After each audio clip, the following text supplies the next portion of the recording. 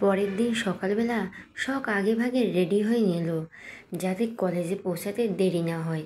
শখকে তো সকাল সকাল নিচে নামতে দেখে শখের আম্মু বলে উঠল, আচ্ছা আমি কি ভুল দেখছি নাকি?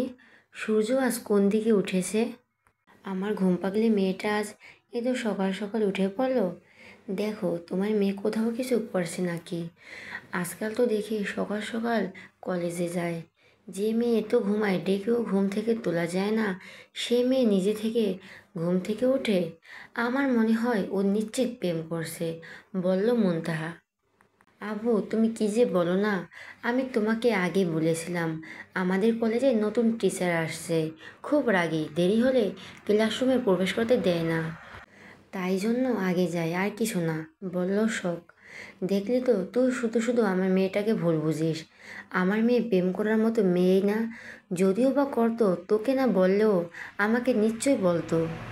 তাই না জেনে শুনে আমার মেয়ের নামে বাজে কথা বলবি না। সারাদিন খালি আমার মেয়ে আমার মেয়ে। বলি কি ও একলাই তোমার মেয়ে? আমরা কেউ না? তুমি এমন ভাব করো যেন তুমি আমাদের সৎ মা। মুনতাহা, এসব কি বলছিস তুই? ঠিকই বলছি। আমার তো মনে হয় আদৌ তুমি আমার নিজের মা তো? আমার সন্দেহ হয়। আপু তুমি আম্মুর সাথে এমন ব্যবহার করছো কেন? ভালো কথা বললেও তুমি সেটা খারাপভাবে নাও। একটু ভালোভাবে নিলেই তো আর সমস্যা হয় না। এই মেয়ে তুই চুপ থাক। এখন আমি কি করব না করব তোকে বলে তোর থেকে অনুমতি নিয়ে করতে হবে নাকি? যত সব। আম্মু আমি আসছি। এই মুনতাহার কথায় কোনো উত্তর না দিয়ে না খেয়ে চলে গেল শখ। সে জানে এখানে কথা বললে কথা বাড়বে বয় কমবে না। শখ কলেজে পৌঁছে ক্লাসরুমে আসতেই দেখলো সবাই ওর দিকে কেমন করে তাকিয়ে আছে। শখ, কী রে কী হয়েছে? সবাই আমার দিকে এভাবে তাকিয়ে আছে কেন রে? আয়েশা, আর বলিস না সোনা, কি হয়েছে জানিস? শখ, কি হয়েছে? মেধা, তুই কাল কলেজে আসিস নাই, তাই স্যার তোর কথা জানতে চেয়েছিল। স্নেহা, তারপর থেকেই সবাই খুব করে হিংসা করছে, দেখতে পারছে না। শখ, আচ্ছা এখন বুঝলাম সবাই কেন আমার দিকে অমন করে তাকিয়েছিল। আরে ভাই, আমি অসুস্থ ছিলাম তাই আসি নাই। আর স্যার স্টুডেন্টের কথা জানতেই চাইতেই পারে, তাই বলে এমন করা লাগবে? আয়েশা, আমিও এইটাই কই।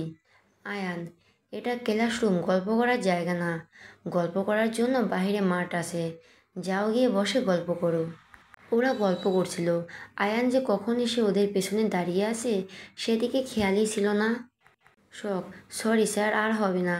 আসলে আমরা বুঝতে পারি নাই আপনি কখন আসলেন। আয়ান, সেই কৈফিয়ত তোমাকে দিতে হবে নাকি? আমার ক্লাসের সময় যখন থেকে শুরু, আমি নিশ্চয়ই তার আগে বা পরে আসবো না। শখ, সরি স্যার, আর হবে না।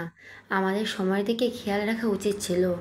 আয়ান, চুপচাপ গিয়ে বসো, আমার ক্লাসের সময় নষ্ট হচ্ছে। আর যদি গল্প করতে চাও তাহলে বেরিয়ে যেতে পারো। বলেই আয়ান ক্লাস শুরু করলো। চার বান্ধবী মিলে চুপচাপ বসে ক্লাস করলো। মাঠে গোল হয়ে বসে আছে শখ ও তার দলবল। শালা বজ্জাত বেডা, আমারে পাইছে কি হুম? শালা বজ্জাত বেডা, আমারে পাইছে কি হুম? এমন কোনো দিন নেই যে আমাকে অপমান করতে ছাড়ে না। আজ মজা দেখামো। সব কিছু রেডি তো? সিয়াম, সব কিছু রেডি? এবার তুই রেডি হ। আয়েশা, বোন, আরেকবার ভেবে দেখ। আমার সেই ভয় লাগছে, যদি ধরা পড়ে যাই তাহলে আমরা সবাই শেষ।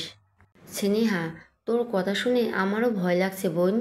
শখ, দেখ বোন, শেষে এসে সব কিছু এলোমেলো করে দিস না। তোরা থাম, আমি কাজটা করে আসি। শখ চুপি চুপি আয়নার রুমে গিয়ে কিছু একটা করে চলে আসলো। আমান, তোর সাহস আছে বলতে হবে, বাকি কাজটা কখন করবি? শালা বজ্জাত বেটার ক্লাস শেষ, এখনই বেরোবে। দেখি, সর আমাকে, গাছের সাথে দড়ি বাঁধতে দে। তারপর শখ গাছের সাথে দড়ি বেঁধে নিল। আয়ান যাচ্ছে, সবাই ওর দিকে তাকিয়ে আছে, কেউ কেউ মুখ টিপে হাসছে। আয়ান ভুরু কুঁচকে আর চোখে সবার দিকে তাকাচ্ছে। হলোটা কি? সবাই ওর দিকে এমনভাবে তাকিয়ে আছে কেন?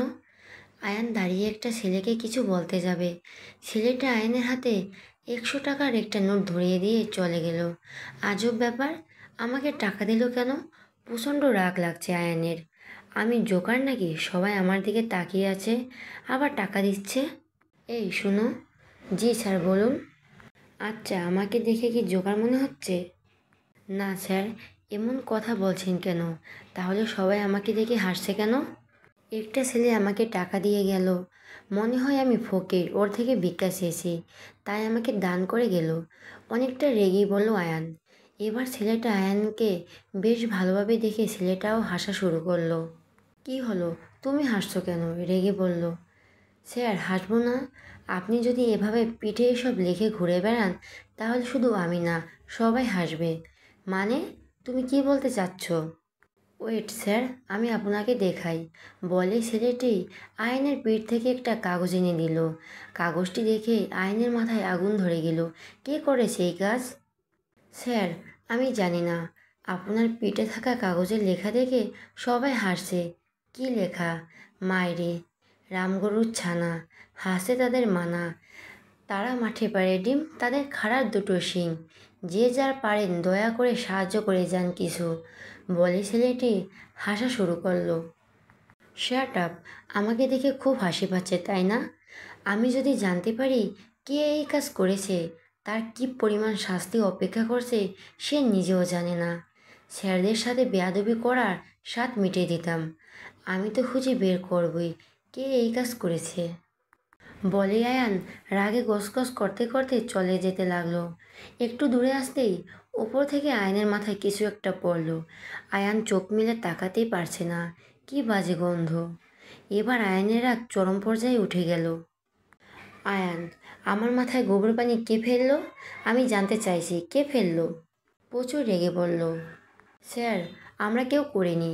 কে করেছে আমরা জানি না, দেখিও নাই। আমি তো খুঁজে বের করবই, কাল এর শাস্তি ওরা পাবেই। আমি যে কতটা খারাপ হতে পারি ওরা নিজেও জানে না। নিজেদের খুব চালাক মনে করে, তাই না? বলে আয়ান চলে গেল। শখ, শালা বজ্জাত বেডা। ঠিক হয়েছে, বেশ হয়েছে। এখন কেমন লাগে? আমাকে সারাদিন বকাঝকা করে আমাকে। এবার বুঝুক সব কী জিনিস। আর কোনোদিন শখের সাথে লাগতে আসবে? আয়েশা, শখ, মনে হয় আমরা শেষ। স্যার আমাদের ধরে ফেলবে মনে হয় রে। দেখলি না স্যার শেষে কি বলে গেল? আমার মনে হয় আর পড়াশোনা করা হবে না, আমাকে বাড়ি থেকে তাড়িয়ে দিবে রে। কাব্য, তাড়ালে মর, তাহলে 40টা খেতে পারবো রে। এমনিতে অনেক ক্ষুধা লাগছে আমার, চল কিছু খাওয়াবে। আয়েশা, চল আমাকে বিষ কিনে দে। তুই বিষ খা, তাও চুপ করে থাক। আশা করি বিষ খেলে তোরা কিছু খেতে ইচ্ছে করবে না। কাব্য, দেখলি তো সিয়াম কি বলল? সিয়াম ঠিকই বলছে, বিষ খেলে আর তোর ক্ষুধা লাগবে না, তোর বাবা মায়ের ভাত বেঁচে যাবে। বলেই সবাই হেসে উঠল। কাব্য, আমি যদি মরে যাই তাহলে তোদের ঠিক মনে পড়বে ছেলেটা খেতে চেয়েছিল, খাওয়ালাম না। তাই বলছি, আফসোস করার থেকে বেঁচে আছি, আমাকে খাইয়ে দে। শখ, তুই মরে গেলে যে আমরা সবাই খেতে পারবো, তুই তো একা খাবি, আর তুই মরে গেলে আমরা সবাই খেতে পারবো। এখন বল, তুই তোর একার কথা ভাববি নাকি আমাদের সবার কথা ভাববি? মেধা, দাওয়াতের দরকার নেই ভাই, তুই শুধু মর, বাকিটা আমরা বুঝে নিব। কাব্য, আমি মরলে তোদেরকে মেরে মরবো। আয়েশা, কচু, কী শুরু করলি? চল বাসায় যাই, দেরি হয়ে যাচ্ছে। দেরি হলে বাসায় বকা খেতে হবে আবার। সবাই মিলে বাসায় চলে গেল। পরের দিন সকালবেলা সবাই কলেজে ক্লাসরুমে বসে। আয়ান ক্লাসে প্রবেশ করতেই সবাই উঠে দাঁড়িয়ে সালাম দিল। আয়ান এবার সবাইকে বসতে বললে সবাই বসে পড়ল। আয়ান আজ প্রচণ্ড রেগে আছে, দেখেই বোঝা যাচ্ছে। ক্লাস শেষ করেই এক এক করে নাম বলতে শুরু করলো।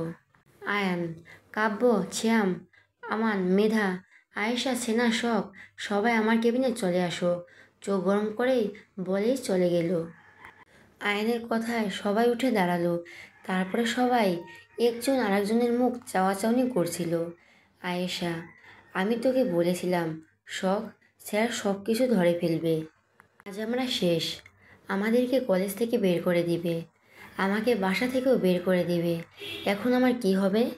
শখ, শুরু হয়ে গেল তোদের নাটক। কিছু হবে না, চল তো। স্যার মনে হয় কোনো কারণে ডাকছে, তুই শুধু শুধু ভয় পাচ্ছিস। মেধা, আমি কিছু জানি না, আমাদের কি বলবে? আমরা বলে দেব তুই সব কিছু করেছিস। শখ, আচ্ছা বাবা, তোরা তাই বলিস। আমি চাই না আমার জন্য তোদের কোনো সমস্যা হোক। চল, এবার সবাই যাই। স্নেহা, সবাই আমাদের দিকে কেমন করে তাকিয়ে আছে দেখ।